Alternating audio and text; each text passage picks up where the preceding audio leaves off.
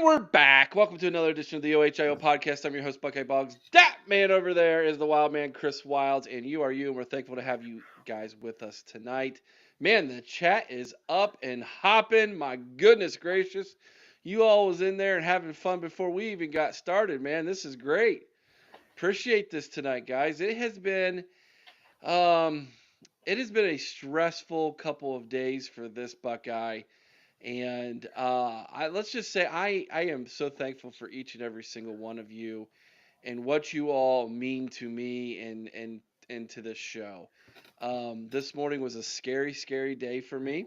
My 20-year-old son, who's living with us this summer, um, had a deer run out in front of him, and he was on his motorcycle, and it didn't end well for him or the deer. He is okay. Thankfully he's fine. He's tough as nails. It's like his dad. Um, and the deer not so much, and the motorcycle not so much. But we are here, and we are thankful to be here, Chris. And I am thankful to have all of you in the chat with us. And we've got quite an interesting topic to talk about tonight. Yeah, yeah. How are you, Just by the way? well, you know, Eric, I got to tell you, I started the summer job. It's been pretty stressful for me as well, coming back from camp this last week. And good news, every item in the store that has been purchased has been shipped, so everybody should be receiving their stuff if they haven't already. Everything's been shipped out, so that was a little stressful getting that back on track. And just Chris, I go did not ahead. say what I said for this to happen.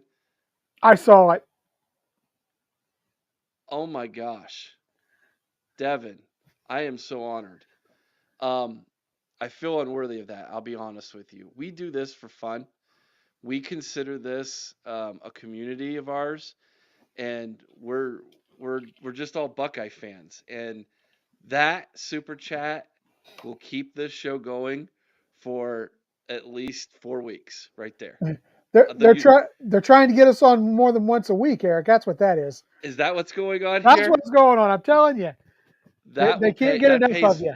It costs about approximately $30 to do a 2-hour show, and you just paid for a 3.5 shows right there.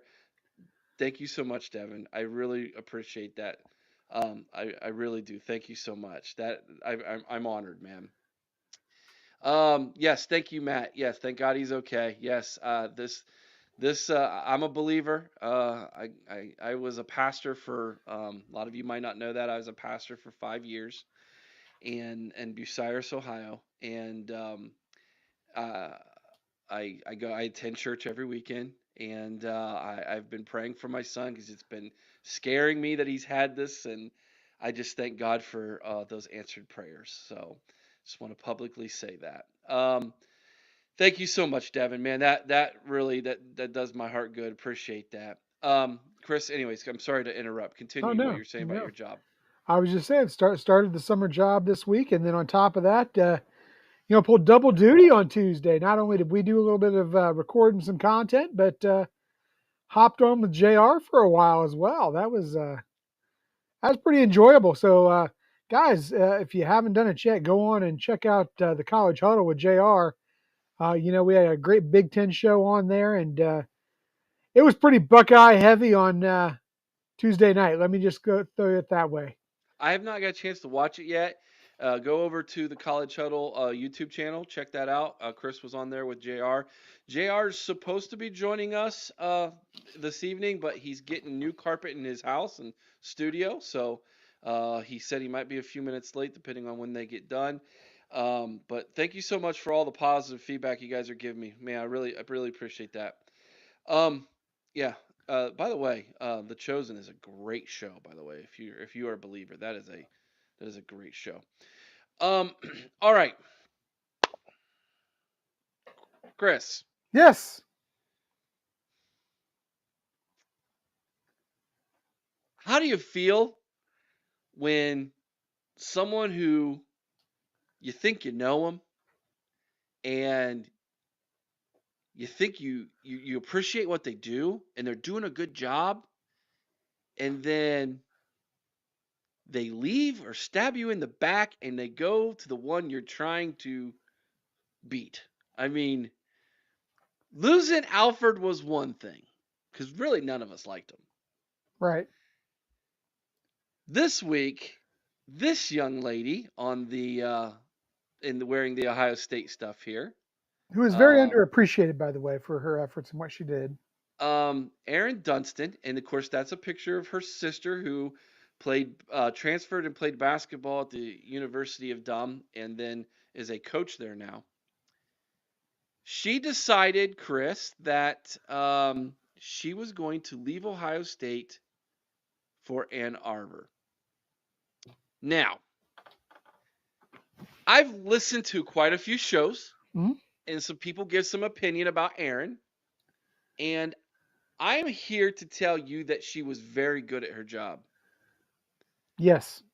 The individuals who I have spoke to at Ohio State, in my own two eyes, and what I have witnessed going to games, watching recruits, listening to the players on the team, all talk about how good she is at her job. Now, what is her job? She is a part of the recruiting department for the football team. Hmm. She mainly was organizing and putting together the events when the recruits would come in. Hmm. And she was not only doing that, but she had a relationship with these recruits and more importantly, their families. She's not a nobody. Okay, I've heard No. some people say that. She's not. She's a somebody based off of what the current players and their families are saying. Yeah. And there's some hurt feelings here. Now, on the flip side of that, a lot of people are saying, hey, she had family there. Her Hmm. sister went there. Her sister's a coach there. I think her parents might even live in Ann Arbor or be close there. At least according to um, what I saw, they had taken pictures there. And Mello's wanting to know what the number is. The number's rolling across the bottom 567-483-1999. Feel free to call in, people. The phone lines are open. Again, 567-483-1999. We will get to you those phone calls in just a minute, but let's finish talking about Erin here. When I read the news that she was Hmm. leaving, I'm not gonna lie, I was more upset about this than I was Tony Alford. Well, absolutely. And so I've got to ask the question, and then here's how I'm going to spin this tonight. And this isn't spinning based off of trying to create a positive out of negative. I just want to look at this from different angles and explore the truth. If her heart was in Ann Arbor, I would rather she be there than here. Do you agree? Yeah, I would think so. Okay. Now there's a whole slew of other things that are involved that now she's leaving. What information gone with her? Why did she leave? Etc. All those things. Who's going to replace her? And we'll get to all of that in a minute.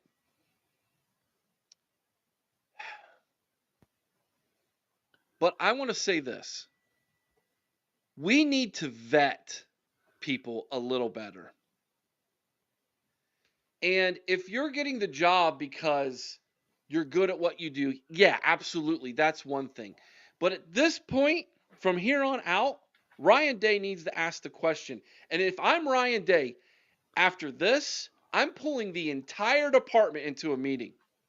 Everybody, the assistant coaches, the position coaches, the GAs, everybody, everybody in the recruiting department, everybody selling freaking hot dogs at the shoe. Hmm. They're all in the meeting. Hmm. And Ryan Day needs to look at anybody else and say, who else wants to go? And then he's going to pull out a contract and say, from here on out, in your contract, there will be a no compete clause No one will be leaving this university for Ann Arbor. Nobody. I don't care if you're the on the bottom rung, if you're literally cleaning the toilets at the Horseshoe, you're not allowed to leave this program for Ann Arbor. Nobody. It is war. It was war for Urban Meyer. It was war for Woody Hayes. And doggone it, even though he was super nice, it was war for Jim Tressel. And Ryan Day needs to pull his britches up, tighten his belt up, get some grit in, pull up some grit from the ground if he's got to, and say, this is enough. It needs to, the line needs to be drawn. We are not going to go through the John Cooper 90s all over again.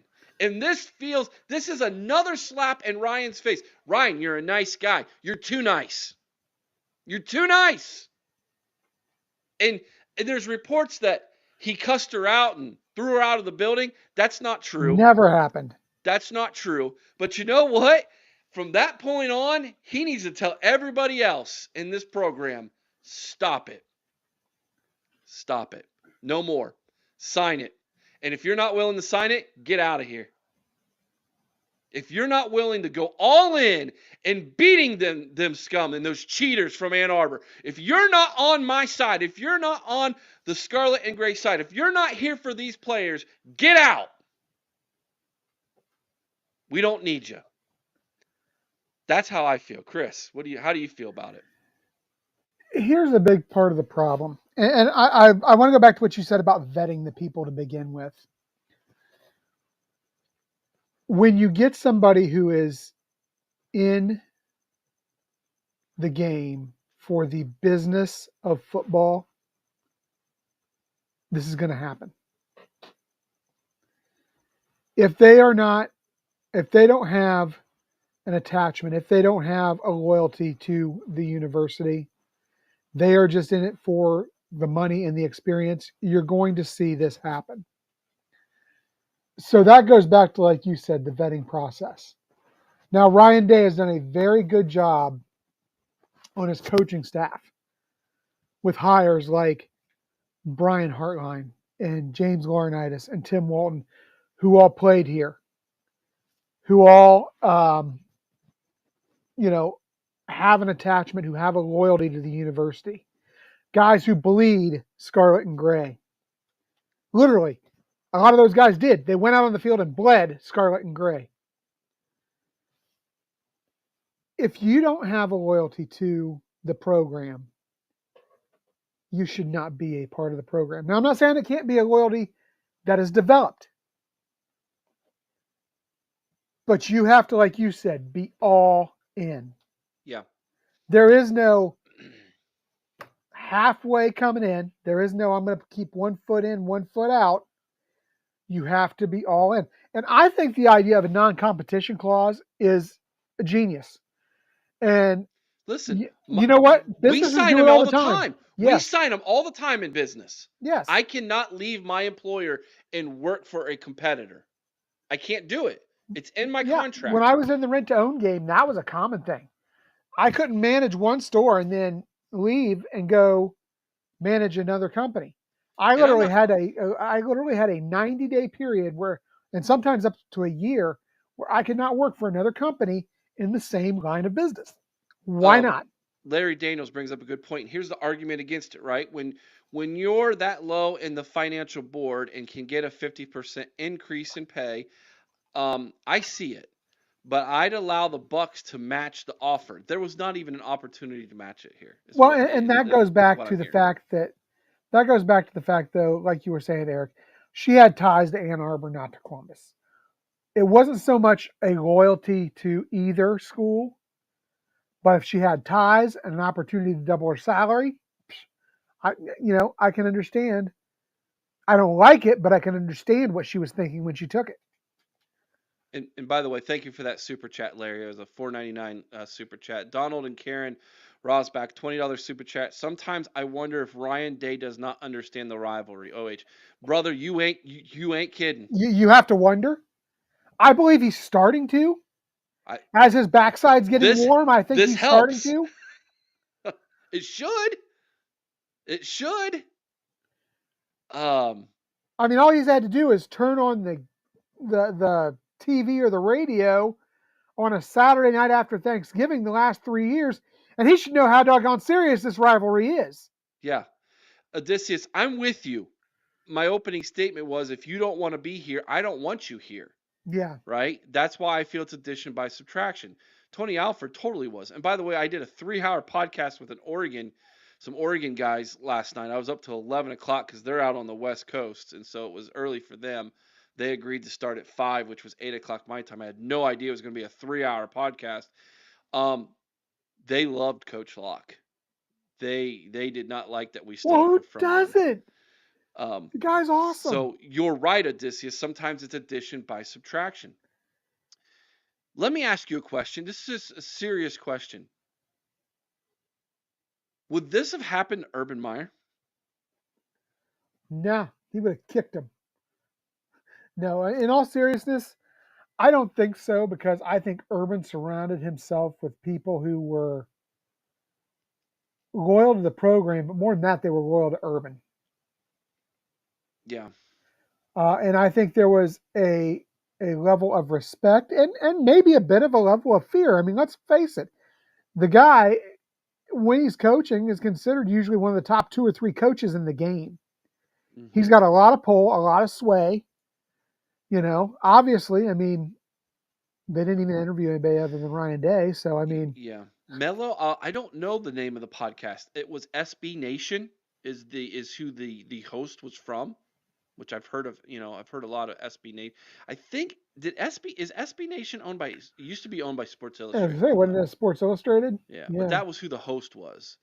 And we got into the weeds of They're it was our Oregon all. affiliate on the College Huddle, though, correct? No, this No. was the other guy who was a part of it was. He was Okay. from the Quack 12 podcast, but this was not his show. He Gotcha. was the other guy on it. He was actually the producer of it. Okay. But the host was from SB Nation.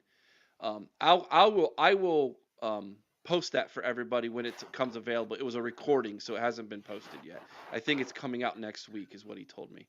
Um, but yeah, it was a very interesting podcast. I mean, it was, and we got into the weeds statistically. It was all about Ohio State. I mean, every bit of it. It was all about learning about Ohio State. And so they brought me on as the expert, and I chuckled because I'm like, I'm no expert. I'm just a fan. But he enjoyed listening to what we offer, Chris. And he said, I know you'll shoot me true. And I was like, well, I will do that. We always try to do that. Yeah, I will do that. And so that being said, I do want to bring on at this time, you know him as In the Know, but lately he has been silky smooth. That is one JR. JR, how's that new carpet in your office there? It smells like new carpet. It's Are you, very strong. I was okay. not silky smooth putting the kids to bed. That did not go silky smooth. Wife is going to some kind of event tonight, and it was dad with the kids, so we ordered pizza, and the kids went to sleep. Good job. Eventually. Good job. Good job. Oh my gosh. Hey, fella. All the way from Australia, man. Good to see you tonight, Butcher. All right, guys, let's look and see who we got on the phone lines. If there's anybody called in, and there is, and I don't have my sheet up, so I need to double check to see whose number this is. But JR, we've been talking about Erin Dunston. Is Ryan Day? Does he understand the rivalry? Do we even want someone here at Ohio State if they don't truly want to be here? That's kind of been the topic of discussion tonight. Let's see. All right. Oh, they left.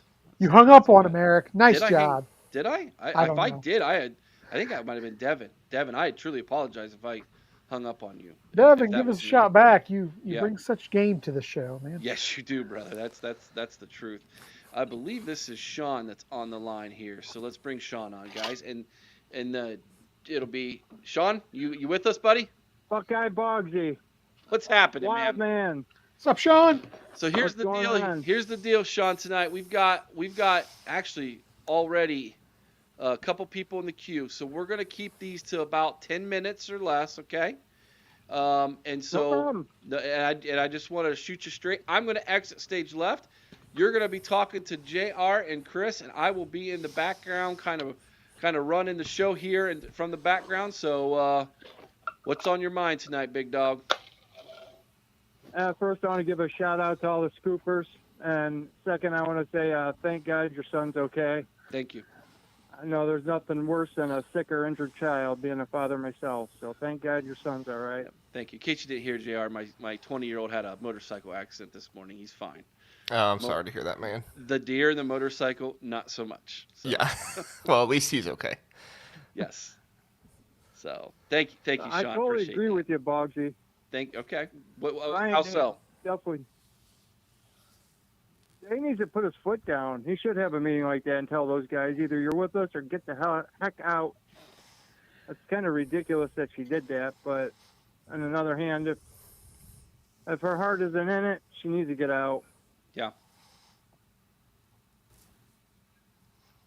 Go ahead, Chris. Now, JR, I got a question for you. Yeah, go ahead. Now, you're on the voice of college football, and we watch you quite a bit. Yeah. Are those guys from Michigan bigger douchebags in life? Or are they not? Are they okay? Because they seem like the biggest douchebags around. I will say I have never talked to TJ or Ferris one-on-one personally, so I can't say, like, and sometimes when you talk to somebody face-to-face personally, things die down a little bit more. Sure. I can tell you TJ, no. He never lets it stop. I'm not going to call him a douchebag on a live stream, but he never stops with the rivalry talk, if that's what you're asking about. And I'm waiting for the day when Ohio State gives it back to him because I won't stop with the rivalry talk back with him after that. And then I've talked to Ferris. Ferris is much more I get tired of aggressive. hearing how he sits there and says how soft we are and we can't develop anybody. And Yeah, all he Ferris does is run much his more. mouth, and he just seems like Ferris the is much biggest more douche aggressive when around. he's. Ferris is much more aggressive when he's not talking to somebody actually, or if he's on the keyboard. So I don't know what his deal is. Probably just likes his trash talk. But I will say, John D'Adamo, I very much enjoy John D'Adamo. We've had him on the Big Ten show or the Big Ten Huddle before. I've talked with him one-on-one personally. He's had me on his show. I very much enjoy John D'Adamo, and yes, he does have his rivalry banter, but for me, he never takes it too far. He never goes, above where he should, in my mind. He seems like he's the more rational one out of the three of them. So Yeah, me and John are good friends. we like to go on there and have a little banter back and forth with those guys. So Till they kick us I off, was right, just curious How Sean? they were.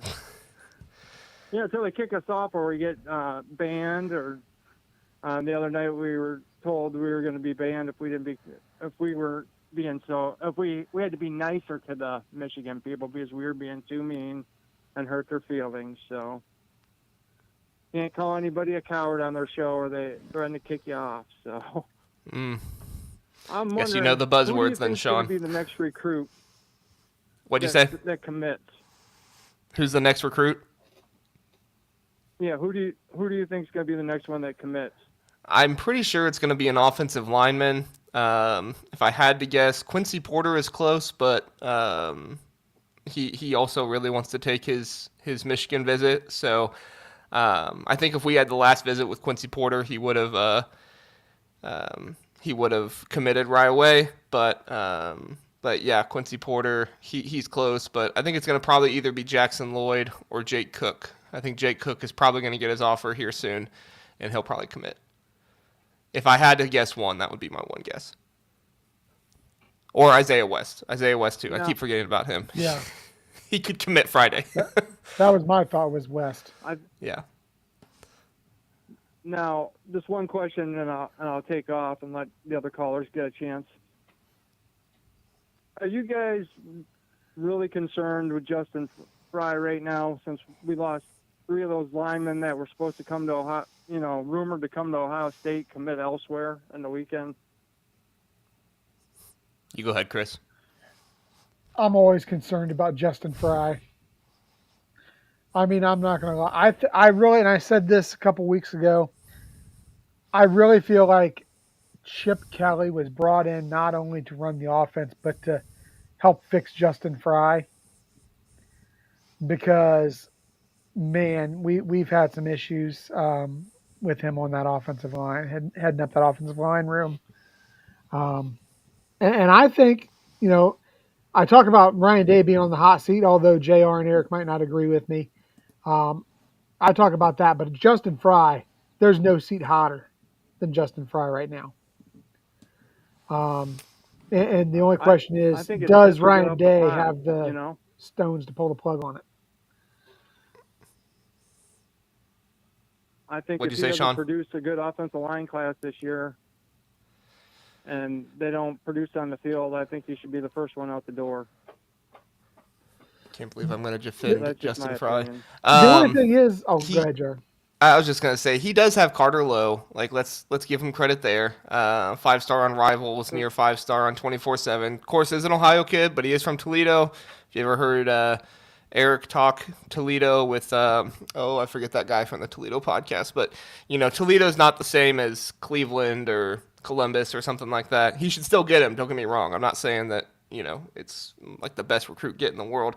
And then I'll tell you, Sean, if we're not number 1, we're number 2 for David Sanders Jr. right now. So, now if he screws that up and he doesn't land Jake Cook or Andrew Stargell, and he doesn't land, Jackson Lloyd or Micah DeBose, some of those other guys, yeah, I'm going to be right there with you. But I'm just trying to be patient right now, guys take their visits and you hear good stuff. It's kind of like Naeem Offord right now, right? He went to Alabama and now everybody's worried about him. I'm not worried about Naeem Offord at all. I'm not either. Yeah. He's locked in. Yeah, he's good. You saw the interview with him and Devin with Berm. Them kids are tight and they're ready to play. They actually want to play with each other. So I'm not worried about Offord either. Yeah. But thanks, guys, for taking my call. Love the show. Thanks, Sean. Appreciate it. Next week. Thanks, guys. Talk to you next week. All right. Thank you, Sean, very much for that. Devin, you're next up, my friend. I will get to you in just a second. Let me pull open another super chat. This one from Blue Wolverine. And seems like staff leaving for rival jobs are not fearing future sanctions and penalties. Or they're just waiting for their next promotion once the people who are involved get the axe. Well, to be fair, and I think some of this was pointed out in the chat, Tony Alford and Erin Dunston, by the way, Erin Dunston's salary, so she won't be sanctioned at all, but neither one of those two are going to. Well, no, that's what I'm saying. When the other people get the axe, they're in line to move up. Yeah, and the Big Ten's not going to change their TV contract money for Michigan, so there shouldn't be any reason anybody on salary. Haha, Blue Wolverine, yeah, good joke. If it was a coach, you might be able to say that, but I mean, Erin Dunston, she got a big promotion. Hey. She wasn't getting the promotion at Ohio State. I don't think people know this, and I don't want to go too deep into it because I don't have it super well, on paper. But when the position was offered to Erin, she wanted to stay at Ohio State, and she went to Ryan Day and tried to use it as leverage to get a promotion. Oh, did she go to him? And Ryan Day told her no. He said, we don't have a spot open. And so then she said, okay, well, I have to take this promotion. My sister's there. Okay. Yeah. So I don't know exactly what the promotion was. I didn't think she even went to Ryan. I was told maybe she didn't go directly to Ryan. I was told that she tried to use the Michigan offer as leverage. You guys ever seen The Office? Mm-hmm. With Stanley when he gets the offer to go to what's her name's branch, and he tries to use it as leverage against against Michael Scott. Well, Ryan Day is no Michael Scott, but essentially Michael Scott, Ryan Day did kind of what Ryan Day did essentially what Michael Scott did, just in a much less stupid way, and just said like, we don't have, I wouldn't say the money. We don't have an open position for you to move up to, and so that's that. And so whether that conversation happened directly with Ryan Day, whether it happened with Mark Pantoni, whoever it is, that's what I was told. Okay. All right. I do think it's a little bit of it's gonna hurt a little bit. I do believe that. I think she was really good at her job. Yeah, Mark Pantoni will find somebody else. He's never not had somebody good in that position. All right, let's go to Devin next, guys. I think this is Devin. At least it was last time I checked. Devin, my man, you on with us tonight? What's up, fellas? How y'all doing? How's it going, Doing Devin? good, brother. Hey, Devin. What's up, JR? I can't believe the other day that you said McNutt was 100% a lock to be a Buckeye. That's crazy. When did I say that? I'm just messing with you, dude. Oh, okay. I was like, hold on, because I don't believe that at all. Did I slip up? You got me, Devin. You're the one that says you don't think he's going to be in the class. That's why I said that. If I had to give a percentage chance, I would probably say 60% I don't think he's in, 40% I do think he's in. So it's not by much, but if I had to choose a side, that's what I'd say. Yeah, I got you. Well, just real fast, if I was the coach for Ohio State, which I never will be, not near skilled or smart enough to do that, but if somebody came in and applied for a position and I knew that their sister played basketball for my rival, they would immediately leave the office. Yeah. I agree. That's just me, though. Yeah. I don't know when her sister started working in Michigan. Do we know that? It was because she was hired in 2021, wasn't she? 2019, I thought, is when she started. She played basketball for him. Oh, yeah. Did she? Okay. Yeah. No, I agree. Yeah, so it was well known. But I just wanted to say that's not what I want to talk about. We've been blowing that up. I wanted to ask you guys if you thought that Ohio State recruits enough players from Ohio. That's a tough question to tackle. It really is. I would love to see them get more players from Ohio, but at the same time, if you're looking for a certain skill set, certain players, sometimes you have to go outside the state. Now, I do think we need to really focus when it comes to offensive and defensive linemen. That's one spot where I firmly believe we need to recruit Ohio and get the best in Ohio. For me, that is a big thing because when the snow is falling, when the temperature is cold, we need the tough Midwestern kids who can get down there and just move people, throw people around, and move the ball. Or who can bust through those lines and get home to the quarterback. And I think that line is the most important position for us to be recruiting in Ohio. Although I will say this, haven't done too bad this year in recruiting from Ohio in general. So, yeah, and you got to remember Dorian Brew, who they're recruiting. He's originally from Ohio. Right. When he moved down to Texas. Was Chris Henry originally from Ohio, and he moved out to California? He's 2026. Yeah, he was from Cincinnati or something, wasn't he? Yeah, that stuff happens from time to time. I really take it kind of by a class basis, Devin. I'm always partial to the Ohio kids as somebody who grew up in Ohio myself, knowing how much of a dream that is for some kids, and knowing a kid in high school who went to the camps and tried to get offers from Ohio State, and he was never successful. I mean, I've seen how hard those kids work for that. So for me, I kind of treat it on a class-by-class basis because sometimes the talent in Ohio just isn't as good as other times. Now the next 2 or 3 years coming up, there's a lot of really good talent from Ohio. Yes. Ohio State should be getting like 9 or 10 at the very least kids. the next 2026, 2027 classes, because there's a lot of good kids.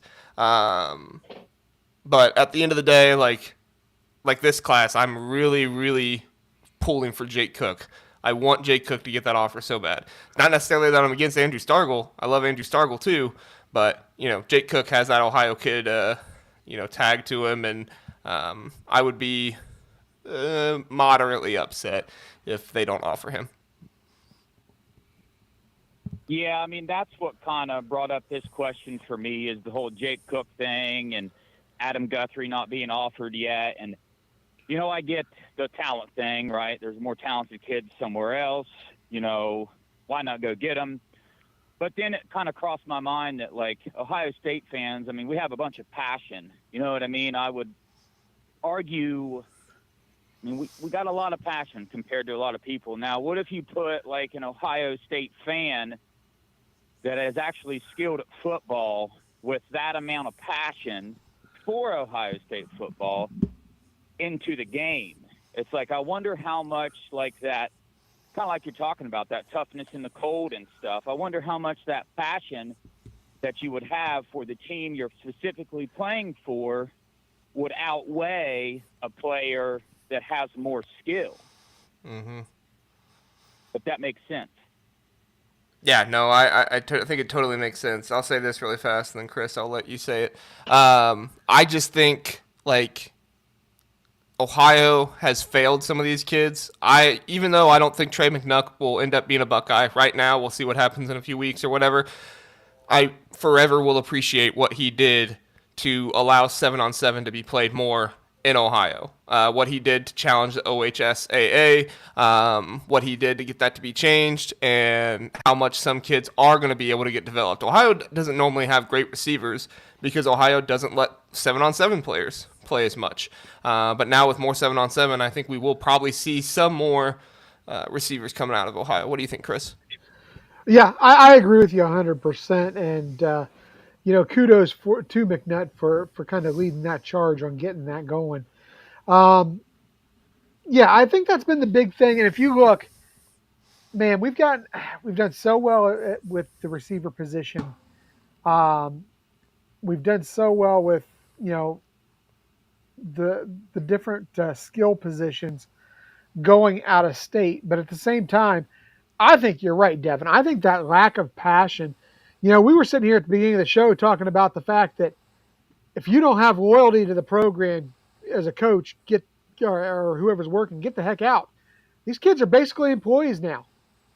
If you don't have a loyalty to this, team, and you don't want to give it 100%, get out. If it comes to choosing between a 4-star kid from Texas and a 4-star kid from Ohio who have a relatively similar skill set, you better be attacking that kid from Ohio. Even if maybe he's not quite as good, just because that passion is there. Just because that determination is going to be there. But I think we really saw this when, we kind of saw the Ohio heavy when Tress was here. When Urban came in, we went to more of a national thing because Urban had gone with the idea of he wanted to compete at a national level with the SEC. So that was the teams he built. He went out and got the kids that the SEC was getting. And I think Ryan Day's kind of continued that as far as getting these, the flashy, super skilled, fast receivers. But you know what? There's a time, and like I said, if nothing else, focus on those offensive line and defensive line kids from Ohio more than anything. But yeah, if you've got a kid that's got similar talent, to an out-of-state kid, and he's from Ohio, you got to go after the Ohio kid, and you got to be aggressive. Yeah. When I asked myself this question, I did a little research. So in 2002, the Ohio State roster consisted of 71% Ohio kids. In 2014, the Ohio State roster consisted of 59% Ohio kids. Mm-hmm.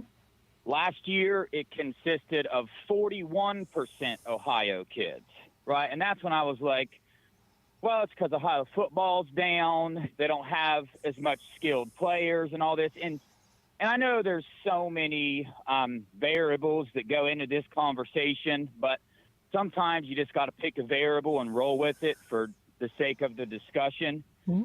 So then I was like, I remember when Cincinnati made the playoffs. So I was like, you know what? Let me go back and see what percentage of that Cincinnati team that made the playoffs, which consisted of Ohio kids that Ohio State didn't take, right? And again, there's so many variables to all this that you can't just rely on that. But that Cincinnati team in 2021 was 62% Ohio kids.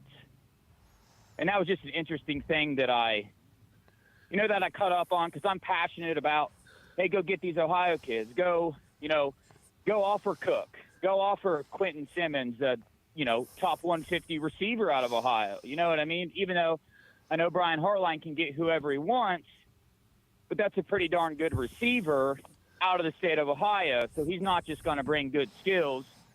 If he's a Buckeye fan, he's bringing that passion too. So, and then seeing that Adam Guthrie hasn't got offered yet from Ohio.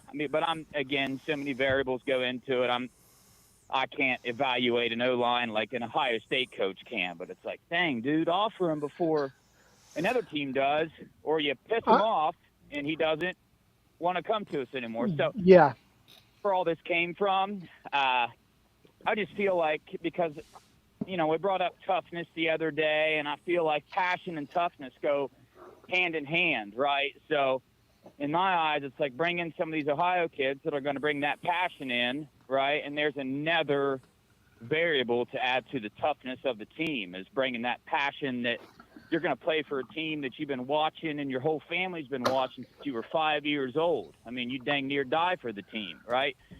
That player will play way different than a kid that grew up in Florida, and just coming to Ohio State, but doesn't have that passion, if that makes any sense. No, it Makes totally perfect does. sense. Let me ask you this, Devin, really fast. I don't know how many more we have on the line, but so tell me your opinion on Landon Pace. He's technically out of St. Louis, but obviously Orlando Pace's son. Not technically, on the 24/7, he's not going to be listed as an Ohio kid. Where are you at with him? Should Ohio State take him? His offer list isn't great. He has Louisville, USF, Wisconsin has offered him, Boston College, Iowa State. Ohio State's kind of the outlier. Are you of the opinion that Ohio State should take Landon Pace? If I answer that question, it would be me pulling something out of my butt because I don't know anything about that situation, right? So I don't know. Again, That's like fine. I just say this for conversational piece. I'm just a fan. I was just sitting back. It's a thought that crossed my mind. You know what I mean? So I get that there's those things in there. But, for instance, this Jake Cook thing, it's kind of like the Henry Finucane thing that kind of threw me off where, they offered the guy, and then I heard that they didn't push for him when he was in there. When he came by. Now, I don't know if that's true, but let's say that's true. They hold off on him and wait for a better guy. Well, the consequences of not passing on Henry, waiting for the better guy, and the better guy not being in the class, is that you're searching around. You possibly got to take somebody that's not near as good, right? And maybe not good enough to even play.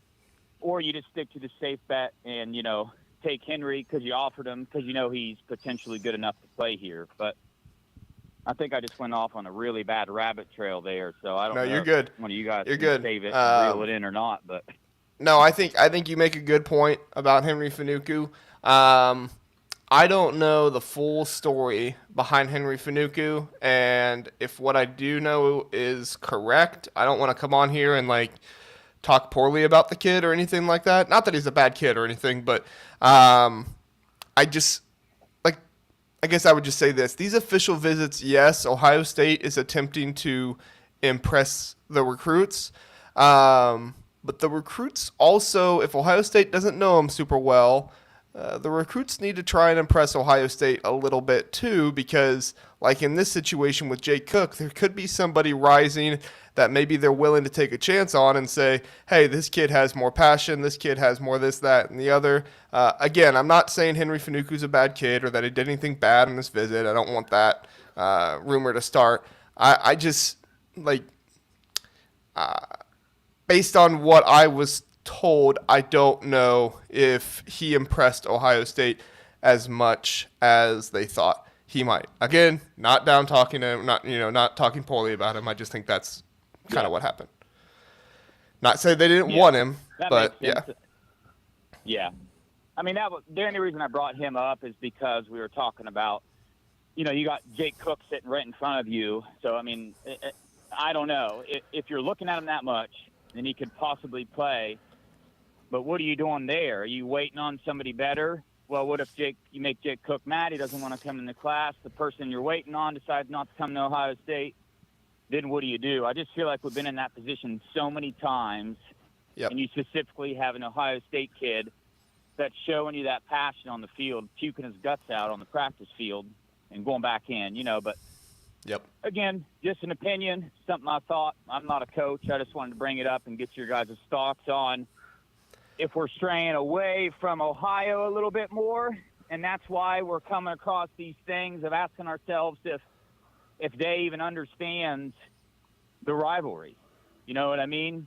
Well, look at the percentage of Ohio kids on Day's team compared to even Urban and Tress are way down, and again, too many variables, but just something I found interesting. I think it was a great topic. Thanks for bringing it up, Devin. Yep. All right. Appreciate y'all. All right. Thanks, Devin. Have a good one. Yeah, that's it. All right. Look at him sitting back here having a lollipop, JR. Wow. He's getting way too comfortable with this producing thing.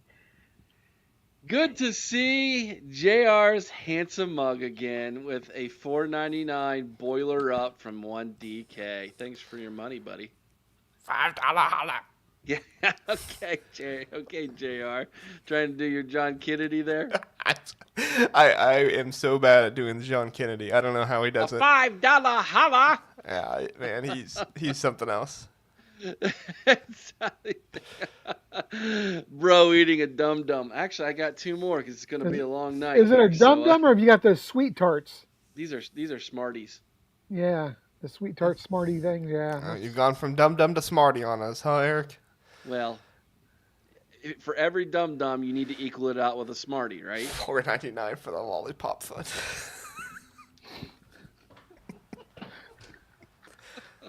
We got a fun Eric's lollipop addiction over here. That's right. All right. Oh, let's see who we got here. We had ZZN, which is Matt. I think this is Matt if I remember right. Matt, that's you, brother. What's happening, guys? Yeah, it's me. Good to have you tonight, How's man. it, Matt? Take it away. Hey, Matt. Thank you. Before I get to my point, to add to what Devin was saying, I believe our 2002 championship team was comprised of Ohio State offensive linemen, if I remember correctly. I think I remember Kirk saying that on a Buckeye Scoop episode. I haven't checked it, but I'm sure. I mean, Kirk knows what he's talking about. he's forgotten more about Ohio State football than I'll ever know. And I know like 7-on-7's a big deal, and recruiting throughout the country is critical to winning a championship. But I think there's nothing better than anchoring our team with Ohio kids on our offensive line. Love it. Honestly. Yeah. No, I agree. Yeah. And, you think about Orlando Pace, Paris Johnson Jr., Corey Stringer. Those guys were all from Ohio. We still have guys like that in Ohio, too. I think we do. I think that there are some really good interior linemen from Ohio. I think Ian Moore is going to be really good. He does not get nearly the credit for how hard and how passionate, or how hard he works and how passionate he is about Ohio State football. He's kind of like one of those unsung heroes behind the scenes, from what I've been told.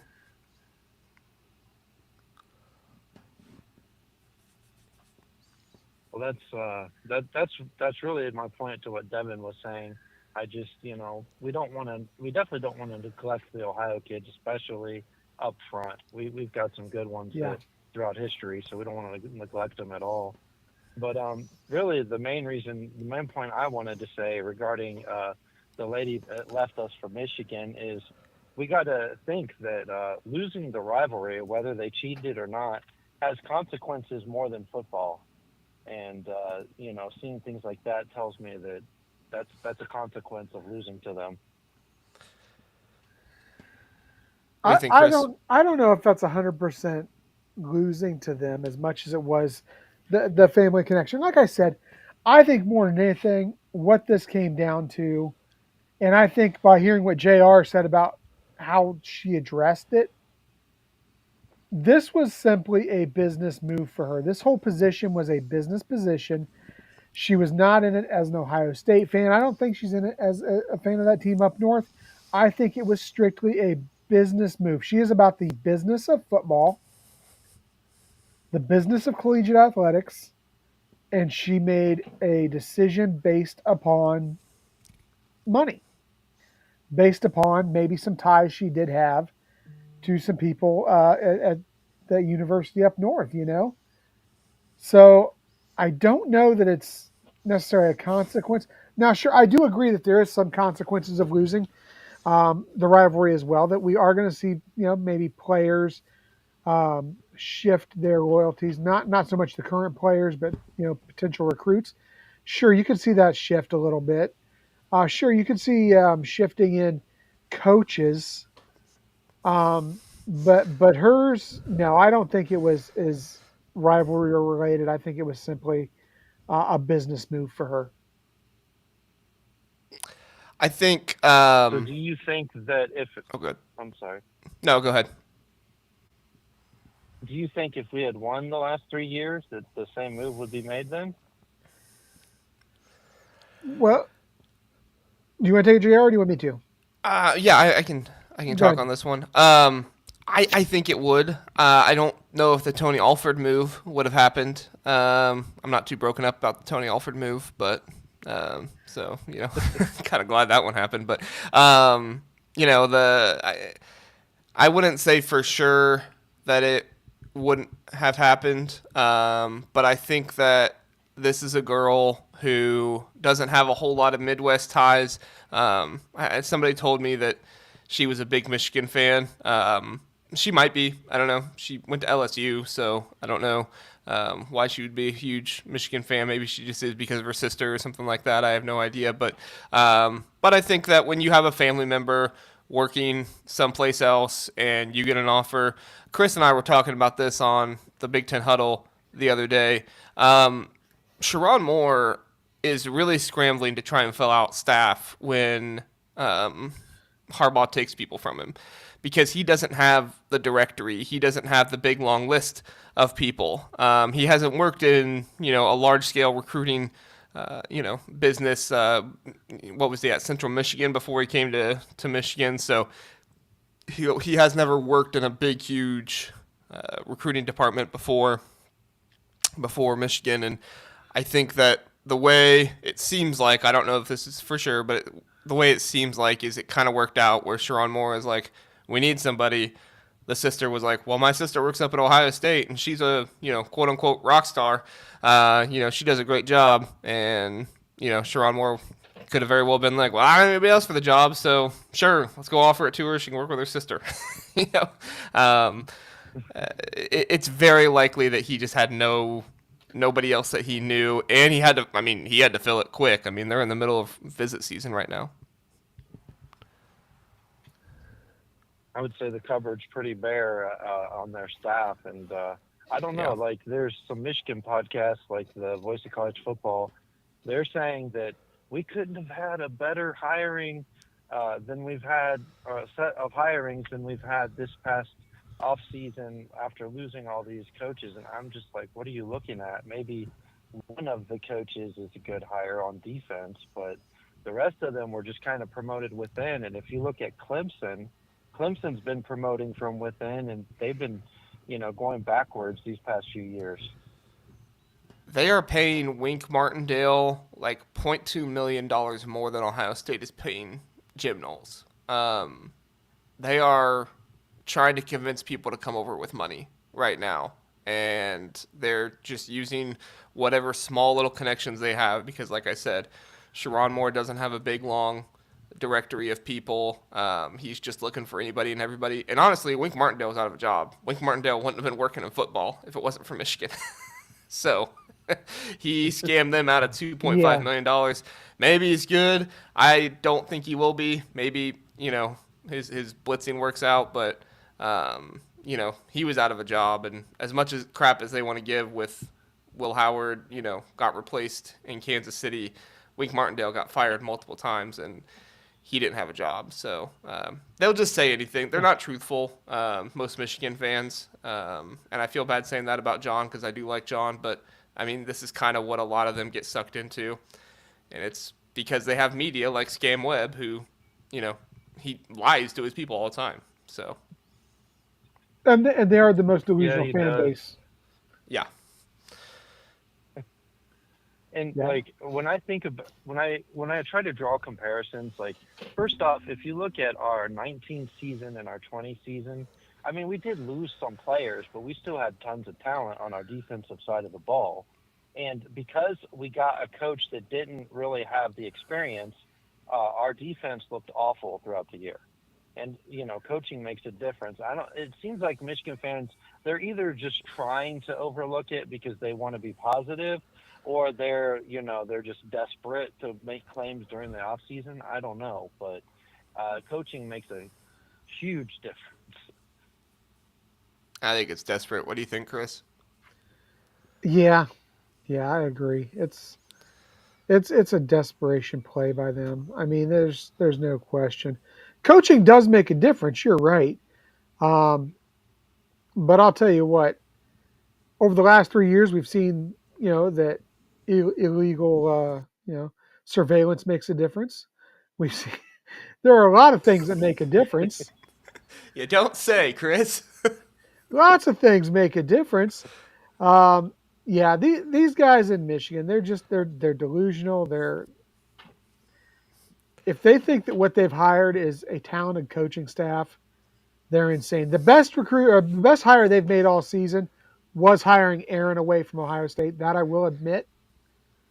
That was a good hire for them. Sadly, it's going to be a loss that I don't think a lot of people give her enough credit for what she does. I do think it is going to be a loss for us. Is it going to drastically impact recruiting? No, because like JR said, Mark's always got somebody in the wings waiting, so we're going to be all right. But I don't know. I'm just Yeah, this isn't Mark Pantonio's first rodeo. He's one of those guys. He's got a directory. He's got a list of people. Somebody leaves, and he knows the next person he's calling the next day. I can guarantee you. I haven't had this told to me, but I can guarantee you Mark Pantonio has already called at least 3 different people about that job. Yeah, and people are going to want it. Definitely. And if there's any good news in this, she can put the best presentation you could ever see. But there's 2 problems. One, Tony Alford is doing their recruiting. So she could put the presentation, but then Tony Alford's going to chase him away. 2, they know that there's looming sanctions coming. And even with her great presentation for the recruits, that'll also send people away. So if I'm looking for good news, silver lining. And That's funny you say that. Go ahead, Chris. No, I was going to say, I still feel like this is a move as much about it. And I still believe this about Tony Alford's moves, guys. As much as I was happy to get rid of him, man, I still feel like these guys that are taking these moves are doing so because they're just positioning themselves to move up when these others go down. I truly, truly believe that. They're just putting themselves in a position to move up the ladder when the sanctions roll out, the show causes roll out, and these guys go down. And don't I can don't imagine. like sleep on the fact that Sharon Moore is still eligible for a show cause. I'm not predicting it's going to happen, but I mean, if the NCAA wants to do something big, it's possible. Yeah, and I wonder if that applies to when you're currently there, or if it only applies when you leave. So I've heard people say it only applies when you leave, but I don't know. Maybe. I mean, the NCAA, they can basically do what they want to do. I was told if they want to do a show cause on a current Michigan staffer, they could certainly do a show cause and maybe do it as a suspension or something like that. And then if Michigan wanted to bring them back, they would have to pay some kind of fine or something like that. So it's possible. Like I said, not predicting it, but it's possible. Yeah. Tony Alford as head coach is just funny to me. He definitely has no experience in that. He wanted to be the offensive coordinator, but that was Heartland's job. That probably would have been as much a disaster as what happened in 15 and 16. Or what happened 19 and 20 with, well, not 19, but, 2020 and 2021 with, what's his name? Combs. No, Combs wasn't 2021. Who was 2020? Yeah. Who was defensive coordinator in 2020? Was it Combs? Combs that's the year he got let go because, or no. That's 2021 is when Matt Barnes took over after like the third game or something. 2020 is when Coombs was laying out there doing snow angels on the field. That's right. Down at Clemson. Shiano was 19. Coombs was 20 and 21. Okay. So he was 20. Yeah. That's got to say something about the talent that they were able to have that good of a defense in 2020. Not that it was the best defense ever, but they were able to have that good a defense with Combs in charge. Well, I don't want to keep other people from talking. All right. Anything else before you? There's no one on deck, Matt, man. So you just keep right on rolling. If you got something, go on. Oh, really? Yep. Okay. Yeah, I mean, Coombs, I got to say, like, I have never seen, like, if you go back and watch the Oregon tape, I have never seen switching complete defenses in between plays like Coombs was doing. Like, you were going into our second and third stringers coming in, and you make an adjustment, and the second and third stringers have no clue what the adjustment is. It was insane. I've never seen something like that. Yeah, I agree. I mean, like I said, that's just kind of like the and you only had display to stop of how play. good the talent was. What'd you say, Chris? And you only had to stop one play, right, Eric? Don't get me started. You said he's coaching Indiana now? Who? Kerry Combs? No. Was the guy that was calling the offense for Oregon? Jim Moorhead, Akron. Oh, Akron. Oh, he's Akron. Okay. Yeah. That makes I hope more Jim sense. Knowles shows him a thing or Akron two. ain't going to be able to do that. We could beat Akron with our third string. Yeah, it's not going to be pretty. I guess it'll be kind of revenge. It won't be as sweet, but it will be revenge for sure. I want to know, how many times do you think that he's going to let one of our guys take the ball and sweep to the left there on Moorhead? That's going to be the first play he tries. We might treat them like Michigan and go for two when we're up 50. And Eric's little head's boiling back there offset right now. Just the fact that we're mentioning it.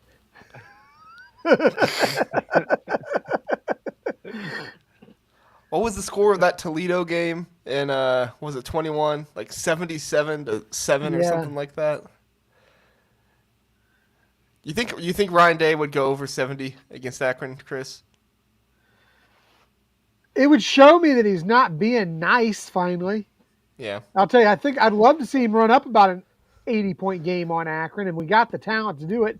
And Lord knows they don't have the talent to stop it. You know what? Get in there, and even when you go to second, third string, this is what we're talking about. This is that time to let them get out there and play. Get those game reps. So, yeah, if we go 80, I don't feel sorry for them at all. And I think Ryan Day shouldn't either. Stop being such a nice guy.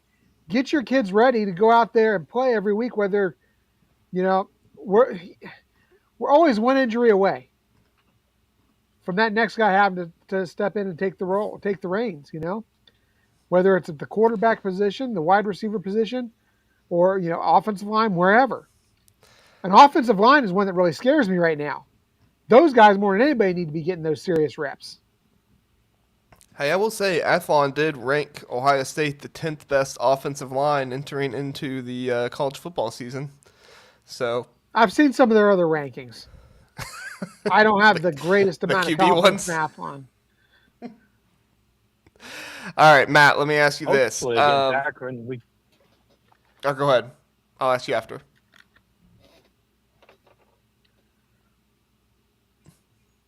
Go ahead, Matt. What were you going to say? Matt, you there? I think we've lost Matt. Uh-oh. Oh, do we need to good. cut him Can you off? hear me? Oh, Hello? there There he is. I just wanted to say that hopefully against Akron we can come in. Do some runs. That's about all. All right, good deal. You're breaking up a little bit, Matt, so I think we're going to let you go. Appreciate you calling in, man, and look forward to talking to you again. Thanks. Go Bucks. Go Bucks. Go Bucks. You on Lollipop 2 yet, Eric? Not yet. No, I better be a good boy. Okay. Yeah. Better be a good boy. The chat got a little sideways there tonight. Yeah, it looked like you were in there having to moderate some behaviors, Eric. Yeah, got a little sideways with some, and I think and this I think this may have happened before I kind of got in there. I think it was all about one Kyle McCord and then Devin Brown. But don't apologize, Matt. No, dude, that was a great phone call, brother. Don't apologize. Yeah, don't apologize. Sometimes cell phones are weird, dude. 1 minute they're great, the next minute they're breaking up. Mello, that's funny, but I won't put that on Mello. Praying for you, Mello. Shoot, yeah. Well, good luck with that. Yeah. No. So here, let me. While we're waiting for someone to. By the way, the phone lines are open. If anybody wants to call in, 567-483-1999. Thanks to Devin and others who participated tonight. DK, Larry, there was a couple other ones. I think Donald and Karen. Donald Karen. We broke our record for most the amount of super chats tonight. So thank you to each and every single one of you who participated in that. But this is super interesting conversation I had with the Oregon guys. They believe, they are under the assumption, and this is coming from people who have had zero invested in Ohio State last year, right? Nothing.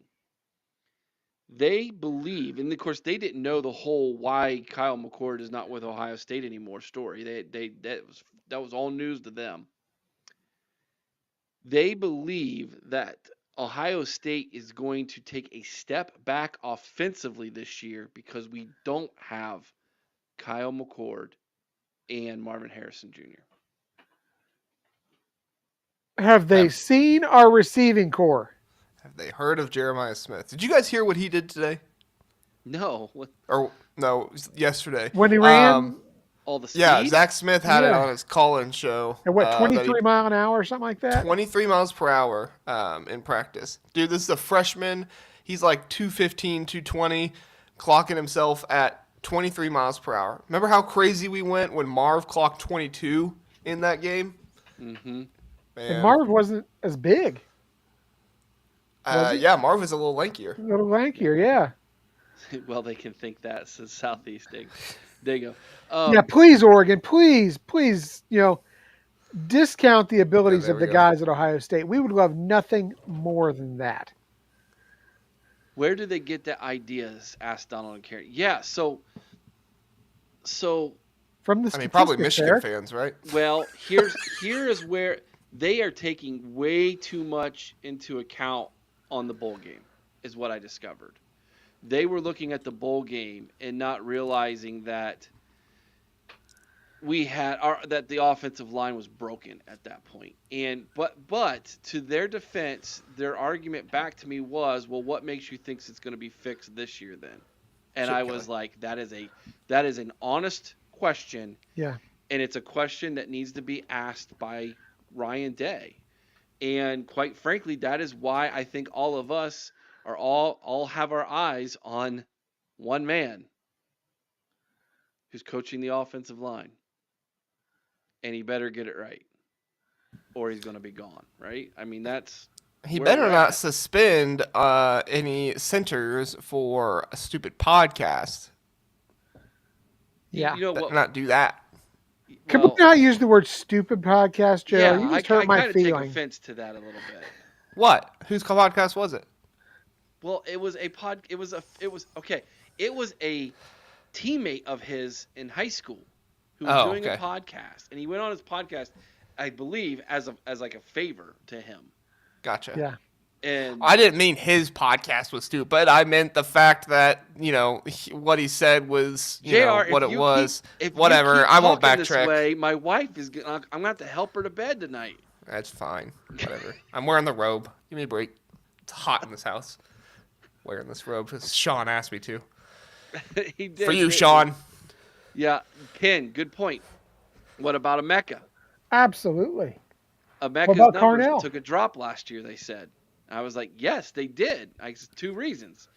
Number one, he had a bum wheel. Number two, we had a quarterback who looked for one person and one person only all the time. Like, And number 3, that same quarterback couldn't hit sand if he fell off a camel. The guy was awful. according to this guy, Kyle McCord's, what's the stat he used? He used some kind of stat. It might have been QB rating. Probably. He did have an okay QB rating because, But again, 80% of his throws went to Marv. That was my point. I was like, dude, like if you have Marvin Harrison on your team, you better have a decent QB rating. How many of those throws were inside of 10 yards and then the receivers got extra yards after the catch, or inside of 15 yards? Because we know he was awful at the mid-range passing game. He did go deep a few times. I can remember he hit Marv deep a few times. Of course, Marv had to stop and wait on the ball to get there every time. I don't think hitting him in stride was an option at any point. Yeah. But yeah, Marv was beating receivers so bad, he still had separation even after Kyle McCord's throws got there. Yeah. Yeah, it's just, and then this is what we were talking before the show, Eric. If you look strictly at the numbers, you can make statistics. You can make them say anything you want them to say. Gosh, Matt, I wish you'd asked this question when you were on the call. Let's see, we do have a call waiting. Hold on one second, my friend. Let me finish this conversation. This is a new number, so we have a new caller. I'm excited about this. Marv is kind of finesse, if you ask me. There is a conversation out there about this. Yeah. What do you think? You good, Chris?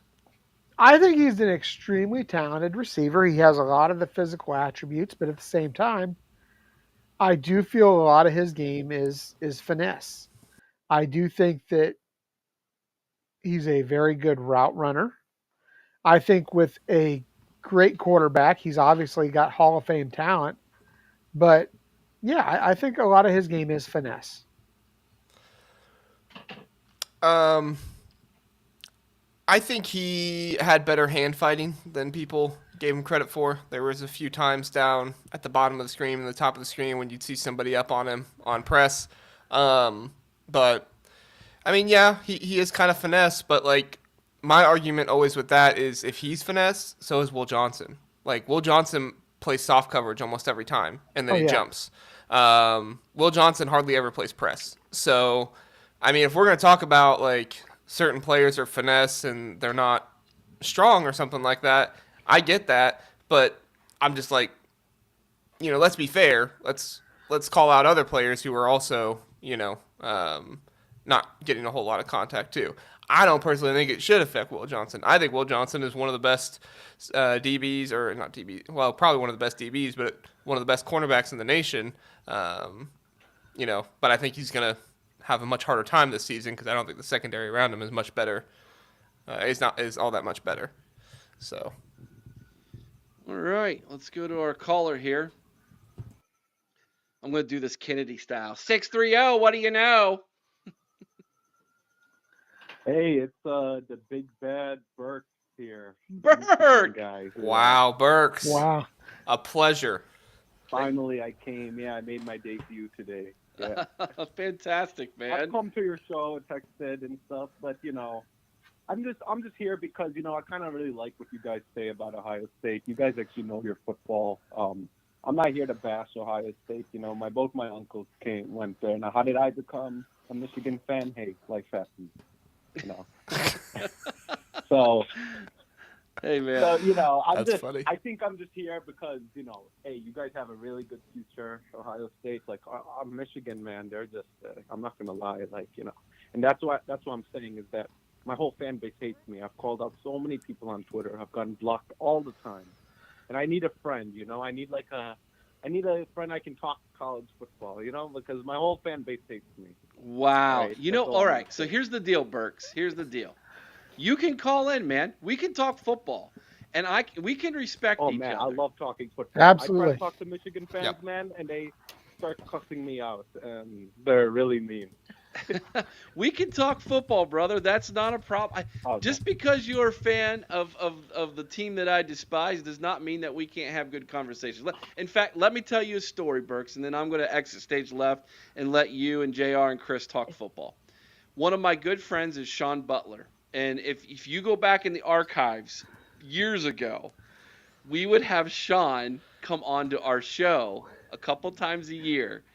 And Sean and Jordan were brothers, Jordan and Sean Butler. And Jordan was a Buckeye and Sean was a Wolverine. And we brought them on. And we lost our family-friendly rating because of those two. But we would bring Sean on all the time. And let me tell you something. We would fight like cats and dogs. We hated each other's teams.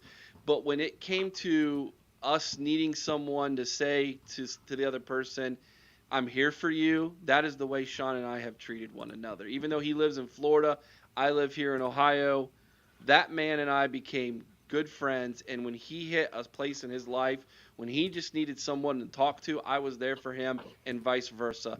And so sometimes you can remove those barriers and you can just be dudes, right?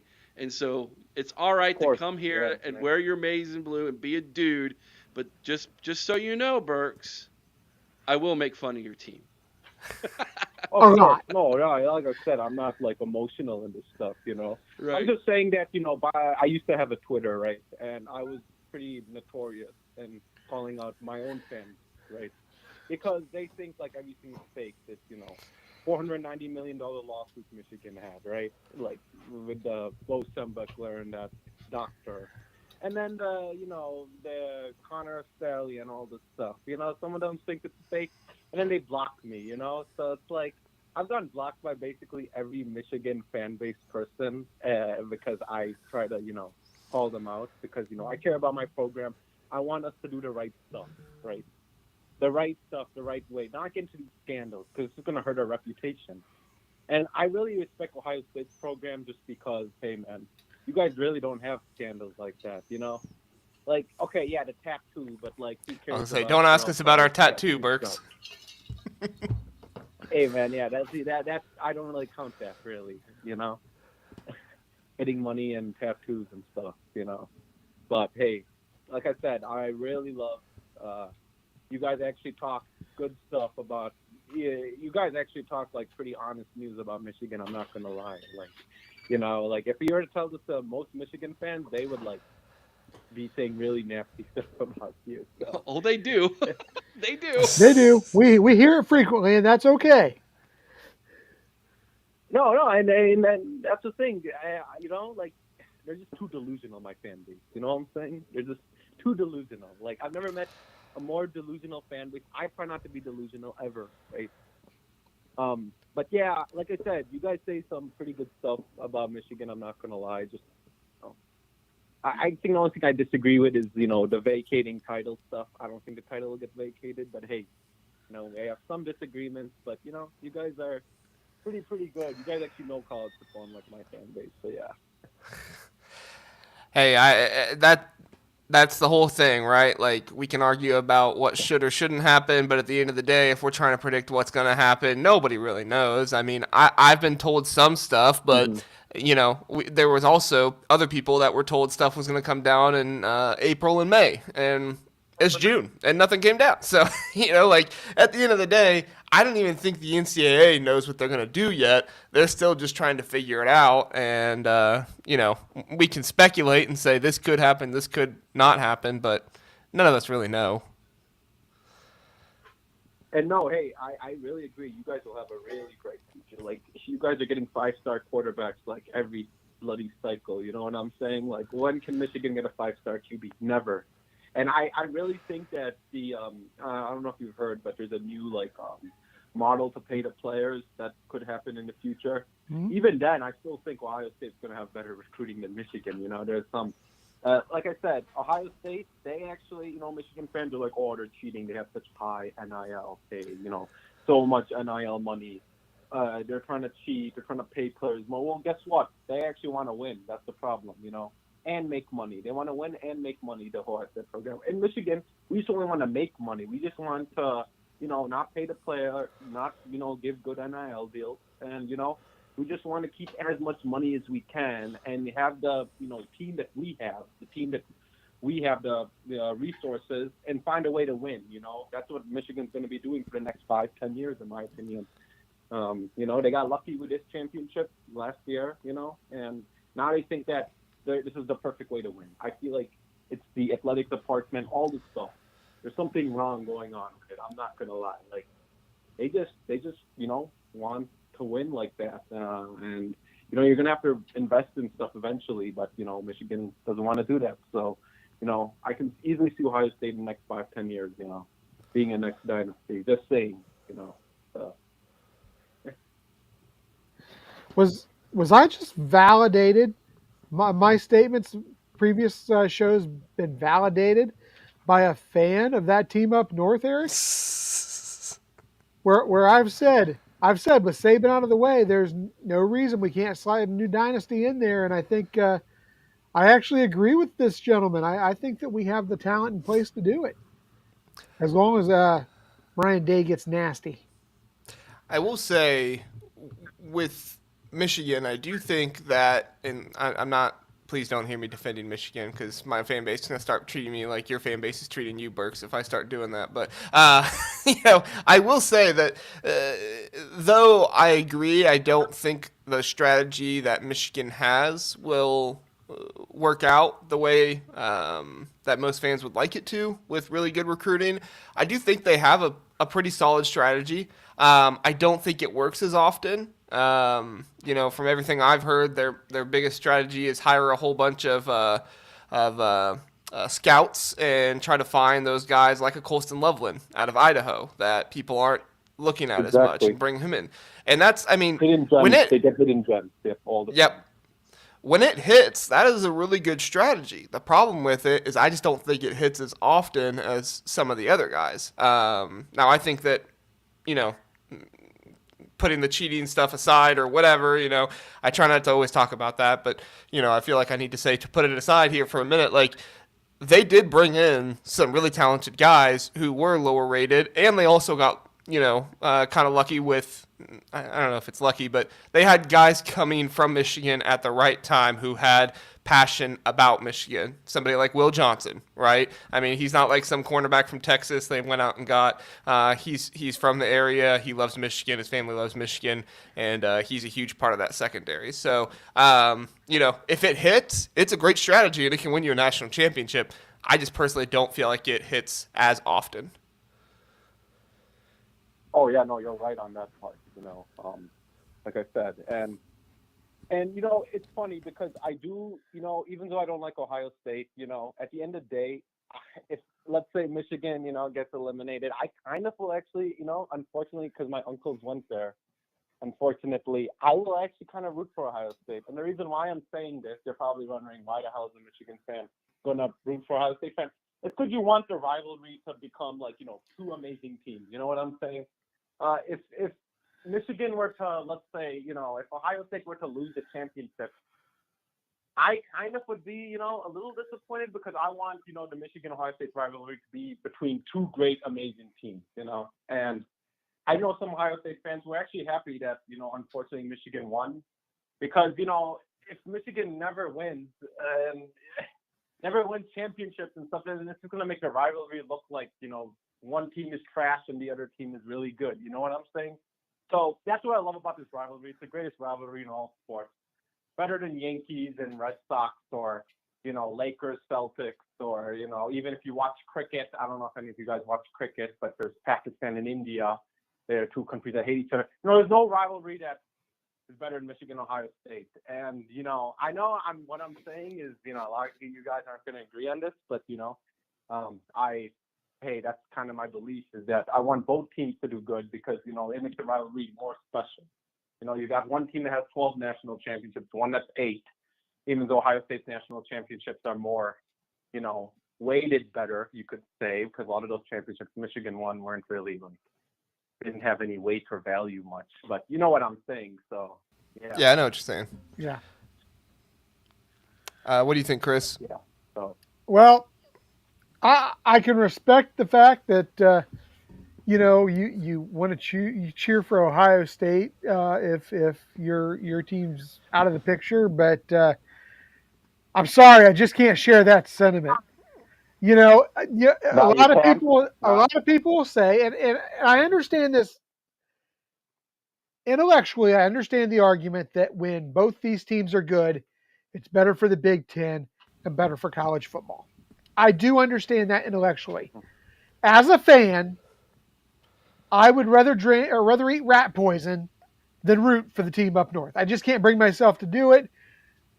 If they never won another game, I'd be perfectly happy, and that's nothing against you. I think this has been a great call.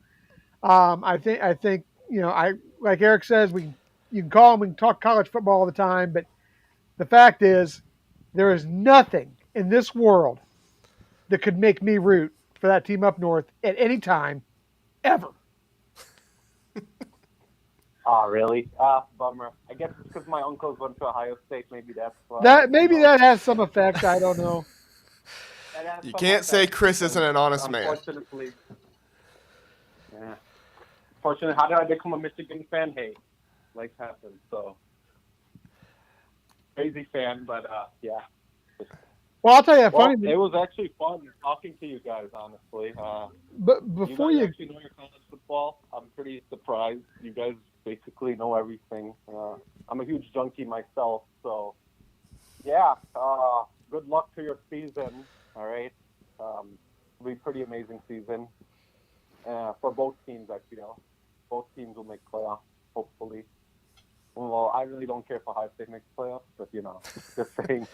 But yeah, no, it's fun talking to you guys. So, yeah. Let me ask you really fast before you leave, Burks. One question really fast before you leave. Yeah, sure. Ohio State and Michigan in a playoff game. What are your feelings? Ooh. You see, if Michigan has a QB, then this game can be really close. When I'm hearing about Alex Orji and who's the starters, we really don't know. You guys it seems like Will Howard is your QB. It seems like it, that it's going to be his job. Most likely, yeah. And so if Michigan doesn't have a QB, doesn't have a consistent QB, Ohio State wins. I'm sorry. Michigan fans can go and try to kill me as much as they want, but hey, I'm going to try to tell the truth right now. This is based on what I know about college football. Both are D-lines, right? Pretty similar. Both are actually ranked currently by PFF.com. Number 1 and number 2, both Ohio State and Michigan are in terms of D-line. So they're actually really even, but I guess the receivers, your Ohio State receivers will just destroy ours. I really am not. But I'm going to say Ohio State, really. I'm going to honestly say for now at least. Off season, Ohio State is going to probably beat them by 2 to 3 touchdowns, unfortunately. I don't want to say it, but it is what it is. That's all I'm gonna say. 2 touchdowns probably max. Well, thanks for your call, Burks. Really appreciate it. Appreciate your honesty and keep listening. We enjoy having you in the chat, and we think that you have a good perspective as well, and you talking with us. So call back in anytime. All right. Yeah, man. Love my OSU fans. So yeah. Hey, before you go, Right. Burks, one thing. OH! No. No, sorry. Can't do that. No, I That's can't awesome. do that. That's awesome. Have a good Thanks, night. Burks. Have a good night, man. All right.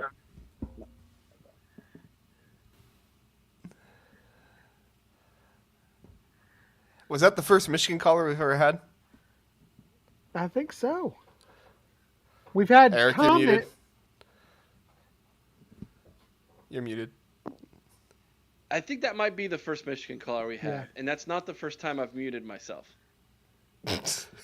And I might need to mute some people in the chat before the night is over. My gosh. Sean Schrock, $10 holla. Thank you, Sean.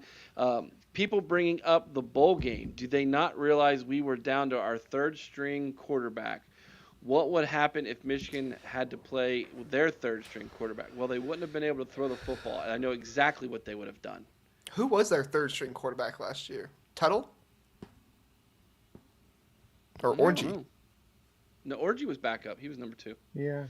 He was backup tell to you- play quarterback. I don't know if he was backup to throw the ball. That was saying Because he just didn't do it very often. Like, I'm not trying to take a shot at him. He just didn't do it. Like, they would play the playbook would be the second half of the Penn State game. Yeah. Here we go, run the football till we can't run it no more. Yeah, Burke is in the chat, Matt. He was. I think he was concentrating on his phone call instead of trying to do both, and I appreciate that.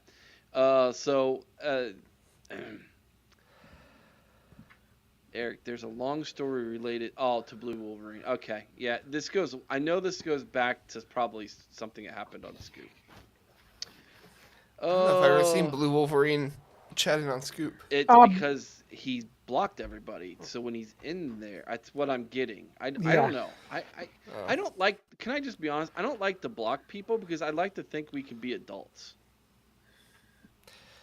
I would like to think we can do that. You have too much faith in society. You got a lot of faith in humanity that is not well placed.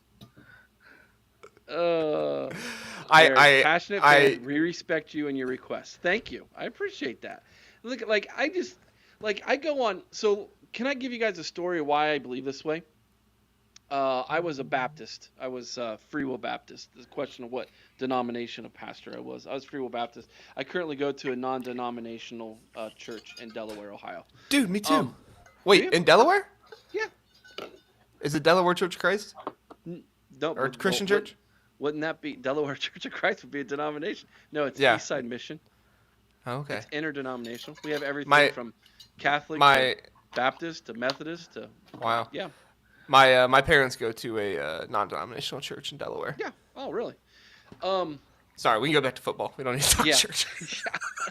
let's follow our. The chat's gonna get on us. Hey, can we go back to football? Yeah. So here's why I feel this way. I found John Kennedy a little over a year ago, and I started watching his shows, and then I started participating in his shows. And I got some slack from people being a Buckeye fan in their chats, but I was always respectful. And so they eventually, just like Burks did tonight, they realized, and John realized, I had some intelligent and things to talk about, and he liked that. And John and I became friends. And so, yeah, and actually, look. This is a good timing, Adam. Adam, yeah. Adam, who's a Notre Dame fan. The reason why he's here is because I was going over there, and we are respectful to one another. So I don't have a problem with someone coming into our show from another team and having strong opinions. I have super strong opinions. If you don't have strong opinions, no one's going to listen to you. And so I don't mind that. And so, but as long as it's respectful, if you can't be respectful, then I'm gonna have to get a moderator. I don't But want to get a moderator. I gotta ask. And trust me, you do not want my wife moderating the chat. Yeah. You don't want Sarah Boggs on you. If you say the word stupid, she'll come after you. Sorry. So I gotta tell you, Eric, I was watching Kennedy the other day, and Adam let us know because I think Kennedy was giving Adam a little bit of the business the other day. Was he? Yeah, yeah. I've been super busy and haven't got. So a lot of times I'll get to listen at work while I'm working, but this week's been just, oh Lord have mercy. You all done did it now. You all You brought you brought down the thunder. Yes, yeah, exactly. Thank you. Part of being a fan is being fanatic. Fan is short for fanatic, right? Yes. So strong opinions come with the territory, and those strong opinions also mean that you're going to ruffle feathers. It's going to happen. Like we have I kid you not. When Chris or JR and I do a video about that team up north, that video does better than any other video we do. You know why? Because they They hate hate and us. love to hear us hate and hate on them, right? It's like this weird psychological thing. And I've learned and you know what they do is they get in the chat and they Yeah. start typing how much they hate us and how stupid we are and how fat I am and how ignorant I am. I mean, I've been called but then I realize when they get in there, watch the video and they type it out, guess what that does to the algorithm? But my Eric, your favorite one had to be the day that somebody said you looked like someone who drank hot dog water. Yes. I actually responded. That's a That good was one. great. Devin, no, you did not talk too much, man. I appreciate you. It was a great call. And Sarah is right. She would not be nice. She'd be like, one respectful request and you're losing your recess time. She's a teacher, guys. I was gonna say anybody that works in the school, in elementary school especially, they're gonna bring it. Uh, Blue Wolverine, thank you for another $5 holler. With all due respect, you are focusing on the wrong fan in regards to being disrespectful. I'm imploring you to go back and read this chat. Well, I don't think I named enough. anybody, did I? Yeah. I think we said something about Someone Blue had Wolverine put- on Scoop, yeah. but we didn't mean to say that Blue Wolverine was being. I wasn't know. meaning you were being disrespectful. I think somebody and just brought it up in a chat. Troy, So. I am fat. It's just spelled with a PH. Oh Lord. I'm just a little short for your height. I also tell people that I'm in shape. Round is a shape. There you go. That's right. There you go. Hey, I wanted to tell I'm you. not fat, I'm just fluffy. We got I another had- phone call waiting. One more. We'll take one more phone call, JR. So go real quick, brother. I got a comment the other day on one of my Voice of College football videos, and it only had one thumbs down. It had like 50 thumbs up, only one thumbs down. I went through the comments and nobody was saying anything like bad about it, so I was like, I don't know what went on here. And I get to the very bottom, and some guy never seen before, have no idea who he is, and he just commented and he said, "Oh great, another podcaster with a backwards hat blocking this channel." I was like, wow. So apparently I need to stop wearing backward hat. Sounds like my Chris, old coach. Glad your hat was on for. Oh no, we're gonna get blocked. Oh no. My old baseball coach. That was one of his rules. You were not allowed to wear your hat backwards. So, yeah. But I still think of that when I do it. All right, man. Let's go. 404. Knock the door down, brother. What's happening? What's going on, Eric, JR, Chris, OH, baby? I-O. What's happening tonight in your world, Mello? Man, I just wanted to respond to Chris on Trey McNutt.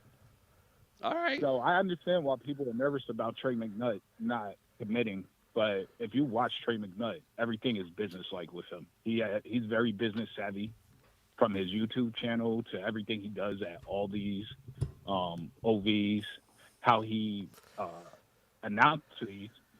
So at the end of the day, I do think he's going to end up at Ohio State. Columbus is the best, so he could get extra money on top of whatever Ohio State's going to offer, and they're going to offer whatever every other school is going to offer. 2, he lives in Ohio. He's already a legend for changing 7-on-7 rules, so he's definitely going to make some money off of that. And he's going to be a legend immediately. Like, I understand, like, the background and everything that's going on behind the scenes with the family dynamics, but I think at the end of the day, he's a businessman, and he's going to end up in Ohio State's class. Well, I hope you're right, and I think it was actually Jr. who was the one who said that he thought it was a 60% chance he was not going to be in the My class. fault, Chris. That's okay. No, that's okay. That's okay. I truly hope we get him. Can you imagine if we add him to that defensive backfield that we've already assembled back there? That is going to be an absolute lights out defensive backfield. I mean, it should almost be. It should almost be like we're cheating. You know, no, I mean it's there is just no way if you get that group assembled together that great things are not going to happen. Absolutely, and Dorian Brew is definitely going to end up in the class. So there goes your nickel. Dorian Brew is going to be a sick nickel. What's that? I said Dorian Brew is going to be a sick nickel. Oh yeah, but he has pretty good hips, man. If you watch, his hips are really fluid, and then it also gives you versatility. You can mix and match how you want to, and then you got to remember the class before that with Lockhart, and so like you could offset and stagger all those DBs so they're not all playing at the same time. So it gives you a lot of flexibility. Totally agree. I mean, one of the biggest luxuries of this secondary this year, it's great that we have Caleb Downs and Latham Ransom is back and Jordan Hancock. Don't get me wrong. All those things are great. But whenever I've talked about the secondary, the guy I always bring up and say is right there, ready to not let it drop off at all, is Jermaine Matthews Jr. And then you got Calvin Simpson Hunt there too. And then behind him, you got what? Aaron Scott, Bryce West. I mean, like, it's so deep. Goodness. I mean, I really forgot about all those guys too. Yeah, it's wild. This is probably the deepest secondary we've ever had, I think, by far. Absolutely. My real question is, what's going on with Justin Fry, man? He makes me super nervous. I just have real faith in him. Even though you and me both, Mello. David Sanders, until it happens, I don't believe in Justin Fry. I agree. I do give him his credit where it's due. I feel like I have, ripped him when he deserves to be ripped, and so I feel like I need to give him his credit where it's due. Carter Lowe up in Toledo is not an easy one like some people might say. But at the end of the day, he has to get, David Sanders Jr., Jackson Lloyd, Micah DeBose, one of those guys. Obviously, Sanders is the heralded one that you would want the most, but he has to get these guys. The only tackle you have in the class can't just be Carter Lowe. Just can't be. Absolutely. I like Jackson Lloyd as well, but I really want Sanders. I wouldn't mind getting Jackson Lloyd and Sanders. And what's going on with Stargell? I figured he would have already committed by now. His birthday is, I believe his date is July 3rd, and he really wants to hold to his July 3rd birthday. Okay. I think that from what I was told, it's possible you might see Stargell and Cook together. What's his name? He was on the show. Juck talked about that a little bit, and I checked in with somebody, and they said that it's not the plan right now, but it's definitely something that could happen. Yeah, I guess that makes sense. I mean, you really can't take too many old offensive linemen. I mean, look at us right now, worrying about who's going to be right guard, even though I think Carson Hinsman is going to play right guard. I agree. I think it's Carson Hinsman's job. What do you think, Chris? Yeah, I agree. By the way, is that any better on my my volume? No? Okay. Just wanted to check. Well, I'll try to keep it quiet then, because apparently my volume is up a little loud. So, yeah, I think it's Carson Hinsman's job to lose. You know, I was worried we might actually lose him after what happened with him being sat out in the bowl game. I'm glad to see he stuck around, and I do. I think it's his job to lose.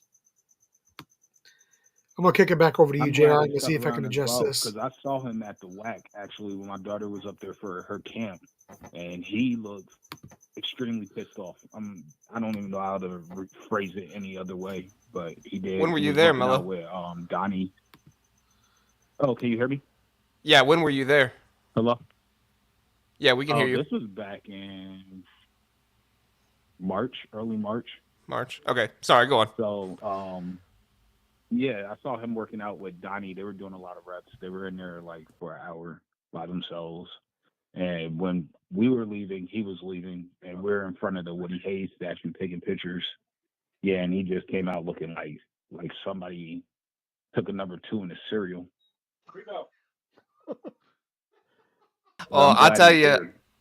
I tell you, I mean, I think that one piece that people didn't realize when Seth McLaughlin came in is how much he is going to be able to be kind of like that mentor for Carson Hinsman this year.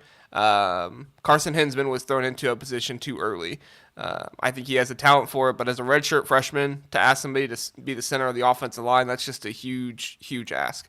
And so for him, if he does play this year, he's only going to be even better next year when I think the center position is his after McLaughlin's gone. Absolutely. So do you guys think David Sanders is day one starter? I'm always weary of that with offensive linemen, but I can't say no. Yeah, I can't either. I really feel like Yeah, that's gonna he's be an got that interesting one ability. to watch. I do think he's going to end up in the class, which is good for Fry because he's been striking out the past few years. Well, and he changed his approach this year, right? I But mean, he that's went gonna out and he actually started offering more guys and doing stuff. It was I think it was Juck that pointed it out that like he all of a sudden just had like this influx of offers. I never understood why Jackson Lloyd was offered so late. His very first Power 5 offer was by Chip Kelly. So why in the world, when Chip Kelly got here, why didn't he tell Justin Fry, dude, go after Jackson Lloyd, offer him now? you know. Yeah, that's a valid point. That is a valid point. I don't know, but that's really all I wanted to call in about. And I'm glad Blue Wolverine answered everybody's questions because everybody was wondering. At least I was. I wasn't trying to start some argument in the chat. I just legit had a question like about it. He answered it, and that's cool. Hopefully, him and Matt can work their issues out. All good. But Yeah, I appreciate you being guys. in there, Go back Mello. into the chat. All right, appreciate it, man. You have a great night. All right, later.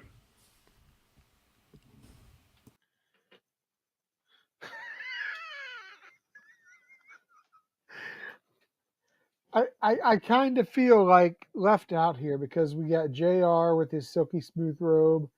We got Eric there with his second or third dum dum or sweeties, whatever, Smarties Come on, lollipop Smarty, there. go to a party.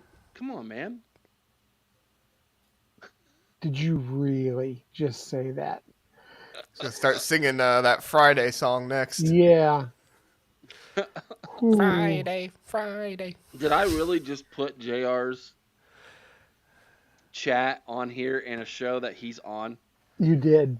Here, let's get rid I of think that. we need to do more of it. My chats are awesome. We need to have more of me on here. We should do a show. We'll do a show where it's us three doing the show, and it's just us three in the chat, putting up our own comments and responding to them. I'm afraid of what we might say about each other on some topics. Oh my gosh. I'm glad everybody chilled out. I'm glad everybody chilled out. Great call, Mello. It's always good talking to Mello, man. Hey, listen to this. Let's finish with this. I got a theory. No, Lord. What do you listen? Your conspiracy theories are always No. It's not a conspiracy theory. Okay. So Mello brought up that McNutt got a lot of business sense. Mm-hmm. Did you remember me talking about how he's really into social media? He like videotaped his trip to You Ohio wanted to have State. him replace Aaron? What? He's got better internet. Yeah. I mean, that's a fact. No, no, no. I meant the girl that left for Michigan. Oh, no. Well, check this out. Ohio State allowed him to record all of that on his visit, behind the scenes, in the meeting That'd be room, with huge. the coaches, all of that. What if Ohio State says to him, "Hey, not only do we want you to come here to play football, but we're going to help you to grow your channel, and we're going to give you access to behind the scenes locker room things. You will be the first ever like YouTube football player, college football player, from recruiting to getting drafted, where you can follow him and his channel with all that content." That's an awesome idea. What do you think, guys? That's What do you think that's in the chat? genius. Should they not present that to him and say, "We will help you grow your brand. You will be the first ever to do it like this," and have complete access to that? I doubt they would let it be in the locker room and stuff, just because, I mean, yeah, that is kind of a sacred thing in football. You know, what goes on in the locker room and that kind of stuff. I don't think they would let him do that, but I could certainly see them, you know, maybe letting him record himself working out in the woody and making short out of it or something like that. Maybe not a full video, but, you know, something like that. I mean, people always love that kind of behind the scenes content. My only objection is if like 1870 or the foundation, well, probably 1870, the foundation doesn't do this as much, but if they would be like, no, we want to put out content that people have to pay for. That would be my only, like, thought about it, because everything's about making money nowadays, especially with NIL, so you can pay those players. You're right, Don. I think things in the locker room would have to be almost staged. Yeah. Because remember when who was it that recorded it on his phone? Ryan Day's post-game speech, and then he posted it. Was that McCall that did that? DeMario Yeah, that McCall? was McCall. Yeah. That was McCall. That's right. Because he was really good at endearing himself to Ryan Day, let me tell you. Yeah. So I saw Dick Trickle in here post a comment about Fickle. Here it is. "I wish we had Fickle." Well, Mr. Fickle.